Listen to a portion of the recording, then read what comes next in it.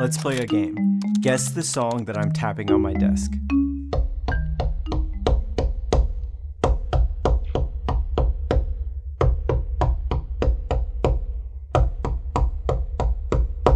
Research shows that out of the 20,000 people listening right now, only about 500 of you can guess that correctly. This was actually a real experiment that Elizabeth Newton conducted in the 90s. She called it tappers and listeners. And she did what we just did. Half the participants are tappers, half are listeners. So the tappers pick a popular song, they knock it on the desk, and the listeners have to guess what the song is. But there's a twist. Before the tappers tap the song on their desk, they're asked to predict what % chance the listener is going to guess this correctly.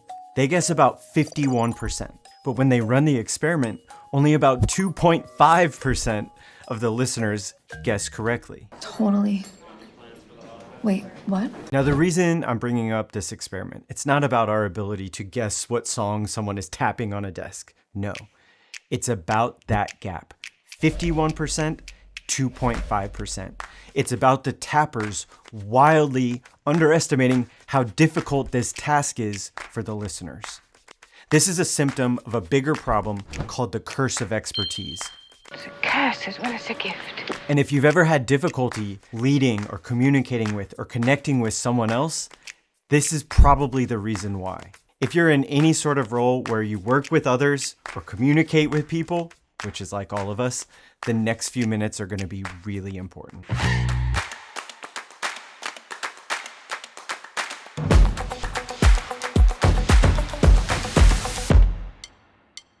To help us out today, we tracked down kind of the dream guest, Ting Zhang, who's an expert on the curse of expertise. Hi, my name is Ting Zhang, and I'm an assistant professor at the Harvard Business School. So the curse of expertise happens when the very knowledge and skills that make someone an expert actually become a liability. The expert's curse is sort of a bias that we all deal with. And it shows that as we develop more skills and acquire more knowledge, yeah, those things are really great for us as an individual, but it can create some problems when we're working with others who aren't at that same level of knowledge, skills, and expertise. A lot of the work that I've been doing looks at how the curse of expertise impacts the ways in which experts actually can coach or advise or teach novices.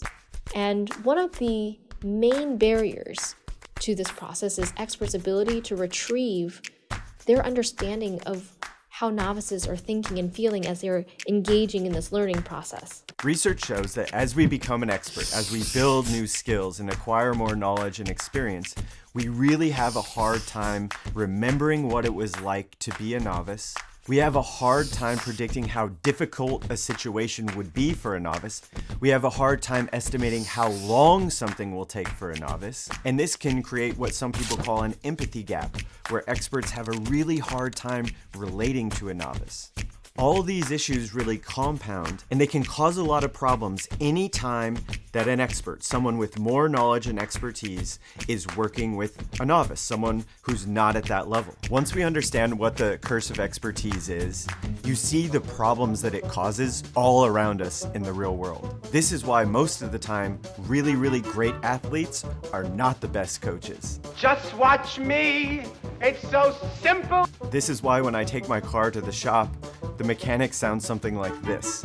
The main winding was of the normal Lotus O deltoid type placed in panendermic semi-boloid slots of the stator. This can cause leaders in the workplace to set kind of unrealistic deadlines. I want that report on my desk in 1 hour. This is why when we ask locals for directions, we hear something like this. Get back on San Vicente, take it to the 10, then switch over to the 405 North and let it dump you out into Mulholland. And one of the most obvious kind of outputs of the curse of expertise, acronym overload. We got to get QA on this OS because the ISP has said this UX isn't up to scratch. We won't be able to perform B2B OPS if the CMS isn't ready. I don't understand what you're saying, man. Now, we're not saying that every expert is terrible at interacting with a novice. No, we're saying that if there are some issues, if we're having trouble connecting with a novice, more times than not, it's the curse of expertise at play.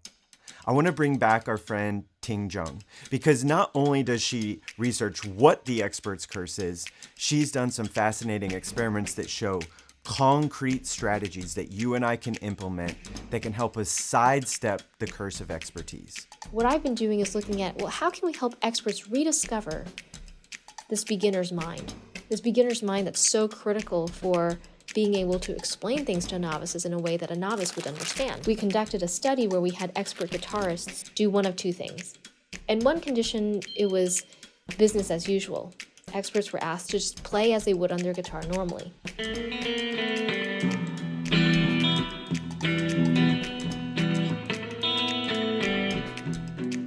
In another condition, we asked them to flip the guitar around and play with their non-dominant hand.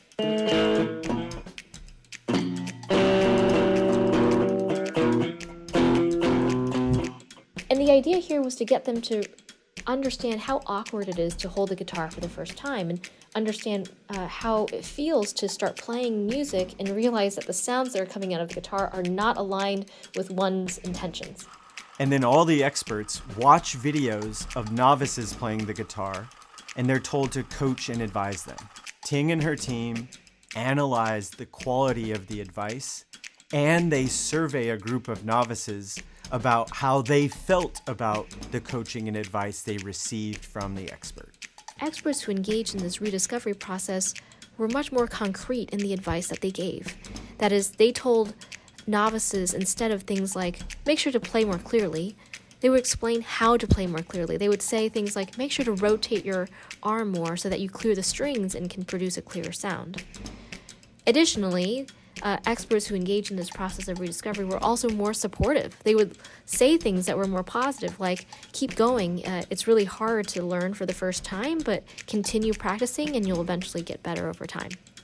So this combination of more useful content and greater support actually made the advice more helpful from the novice's perspective, and novices were actually more open and receptive to taking these experts' advice. What we argue is that actually engaging in this process of rediscovering a beginner's mind is really helpful for experts, not only in terms of overcoming the curse of expertise for themselves, but it has consequences for how the novices around them who are learning from them can actually absorb the content that they're sharing. By flipping their guitar and being reminded what it's like to be a novice, these experts give more helpful advice, more encouraging advice, more detailed feedback, and they actually see more potential in the novices compared to the control group. And that experiment is how this topic connects to the bigger picture of learning. When we put ourselves into more learning situations, when we take our learning and development seriously, and we spend more time in learner mode, not only are we going to get better at stuff, but by going through that experience, we're reminded of what it feels like to be a novice. That's our version of flipping the guitar. So in a way, when we focus on becoming better learners and spending more time doing it, a fantastic byproduct is we're going to diminish the power of the expert's curse, and we're going to be in a better position to lead and advise and teach and coach the people that we work with.